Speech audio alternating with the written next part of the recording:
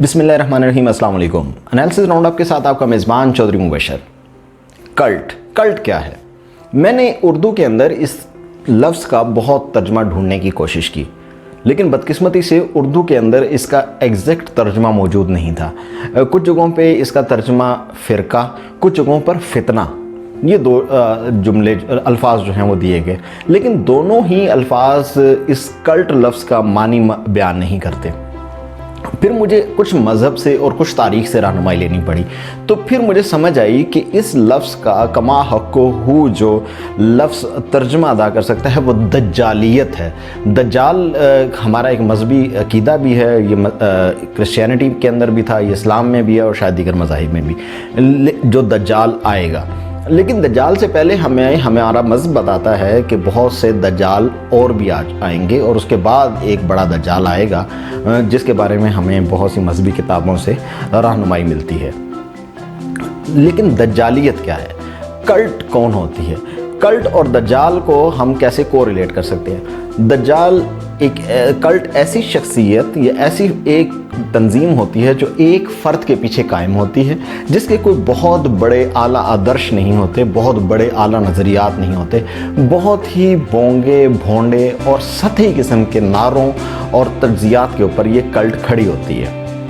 مثال کے طور پہ یہ ایسی چیزوں پر ہوتی ہے کہ جب لوگ دیگر وقت میں اس کے اوپر غور و فکر کرتے ہیں تو حیران ہوتے ہیں کہ اس کے پیچھے لوگ چل کیسے رہے تھے، لیکن جب وہ کلٹ اپنے وجود کے اندر یعنی کہ وہ زندہ ہوتی ہے تو لوگ اس کے لیے جانے دیتے ہیں، اس کے ساتھ انتہائی کمیٹڈ ہوتے ہیں، اس کے لیے جذباتی ہوتے ہیں، اس کے لیے سب کچھ تن من دھن کی قربانی دینے کے لیے تیار ہوتے ہیں۔ اور مزے کی بات یہ ہے کہ کلٹ کو اپریٹ کرنے والے لوگ یعنی کہ دجالیت کو اپریٹ کرنے والے لوگ وہ کام کیسے کرتے ہیں، آپ حیران رہ جائیں گے۔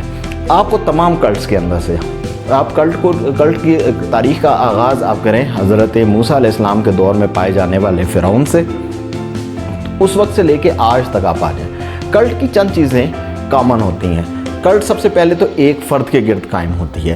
دوسری کلٹ کے اندر جو چیز ہوتی ہے وہ یہ کہ اس کے اندر مسٹری کا ایلیمنٹ بہت زیادہ ہوتا ہے، یعنی کہ جادو ٹونا، کچھ مذہبی، کچھ روحانیت کو، تصوف وغیرہ کی چیزوں کو ایک ملغوبہ بنا دیا جاتا ہے۔ مزے کی بات یہ کہ کلٹ کے اندر جنس اور نشے کا استعمال بھی ہوتا ہے، لیکن اس کے ساتھ ہی ساتھ اس کے اندر مذہبیت کا عنصر شامل ہوتا ہے۔ آپ دنیا کی کسی بھی کلٹ کا مطالعہ کریں تو آپ کو اس کے اندر یہ عناصر موجود ملیں گے۔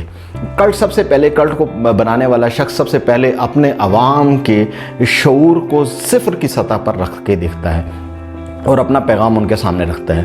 مثال کے طور پہ فرعون نے کہا کہ ایک جیتا جاگتا انسان دوسرے انسانوں جیسا انسان جس کا قد 6 فٹ 5 انچ یا 6 فٹ کا یا 5 فٹ کا کچھ اس طرح کا انسان ان کے سامنے کھڑا ہو کے کہتا ہے میں خدا ہوں۔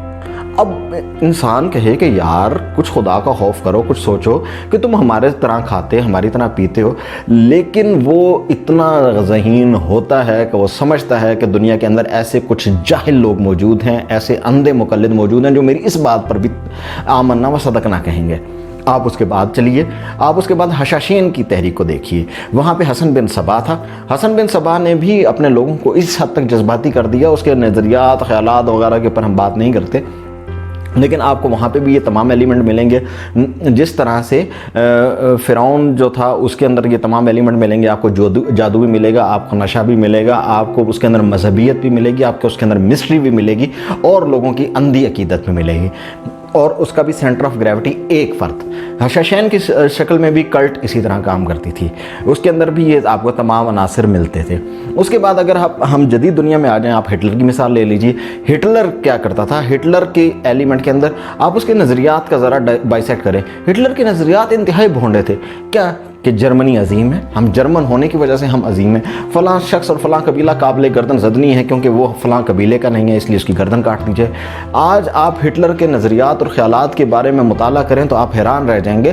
کچھ لوگوں نے عجیب سی باتیں ضرور گھڑ رکھی ہیں، لیکن اگر آپ ان کا مطالعہ کریں تو آپ حیران رہ جائیں گے کہ یار دنیا اس شخص کے لیے جنگ عظیم میں کود پڑی تھی۔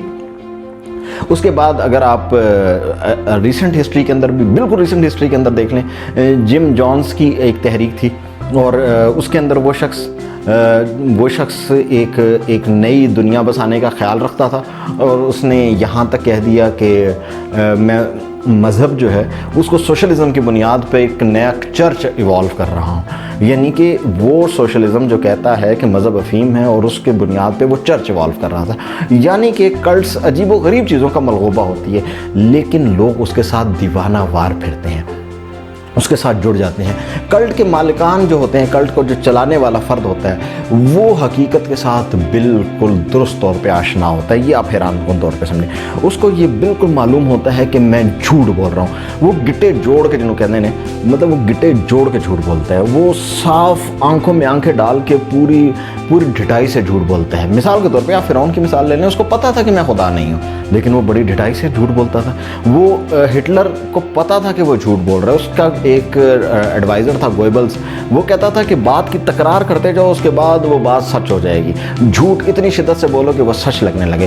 جم جونز کو دیکھیں، اس طرح کی دنیا بھر کے اندر تمام کلٹس کی آپ ایک چیز کامن دیکھیں، وہ گٹے جوڑ کے جھوٹ بولتے ہیں لیکن ان کو یقین ہوتا ہے کہ ان کی باتیں تضادات کا مجموعہ ہوتی ہیں۔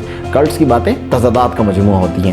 مثال کے طور پہ ایک شخص اٹھے اور وہ یہ کہنا شروع کر دے، وہ اس کے بچے لندن میں پڑھتے ہوں، وہ خود جو ہے وہ اس کی زندگی ایسی گزری ہو کہ اس کی باہوں میں گوریاں جھولتی رہی ہوں اور آج بھی اس کی رنگین داستانیں ہمارے سامنے ہوں، کسی بھی فرد کی میں مثال دے رہا ہوں کہ اور اس کے بعد اس کے بارے میں یہ کہانیاں مشہور ہوں کہ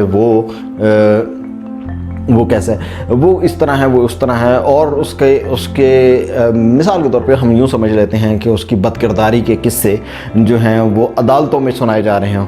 تو اگر ایک اس طرح کی ہم شخصیت کی مثال لے لیتے ہیں تو وہ شخص اٹھ کے کہنا شروع کر دے، ہماری عقل تسلیم کرتی ہے کہ وہ شخص اٹھ کے اس تمام اپنی شخصیت کے ساتھ وہ اٹھ کے یہ بھی کہے کہ میں تو فحاشی اور یعنی کہ بڑا سخت خلاف ہوں، تو ہم کہیں گے کہ ایسی شخص کو تو لوگ مسترد کر دیں گے، لیکن اگر وہ کلٹ ہوگا تو پھر مسترد نہیں کریں گے۔ وہ لوگوں سے سوچنے سمجھنے کی صلاحیت سلب کر لیتا ہے، کلٹ کا آنر یہ سلب کر لیتا ہے۔ تو کلٹس ختم کیسے ہوتی ہیں؟ حیران کن طور پہ دنیا کو ہلا کے رکھ دینے والی تمام کلٹس فرد واحد کے ساتھ جڑی ہوتی ہیں، اور ان کی طاقت، ان کے جنون، ان کے افراد کا جو سماج کے اندر رویہ ہوتا ہے، وہ سب کچھ جیسا بھی ہوتا ہے، لیکن وہ ایک فرد واحد کے جانے کے ساتھ تمام کلٹس ختم ہو جاتی ہیں۔ وہ ایسا لگتا ہے جیسے ایک غبارہ تھا جو بہت پھولا ہوا تھا اور ایک پن لگی اور سب ختم۔ وہ اس کی نشانیاں، اس کے نشانیاں بھی ہمیں ڈھونڈے سے نہیں ملتی۔ آج کہاں ہے عدی امین کی نشانیاں؟ آج کہاں ہیں ہمارے ہٹلر صاحب کی نشانیاں؟ کہاں ہیں جم جونز کی نشانیاں؟ کہاں ہیں شاشین کی نشانیاں؟ کہاں ہیں آج فرعون کی نشانیاں؟ اور شاید کہیں نہیں ہوں گی آج بھی، اگر کوئی کلٹ موجود ہے، اس کی نشانیاں۔ اپنا بہت خیال رکھیے گا، اللہ نگہبان۔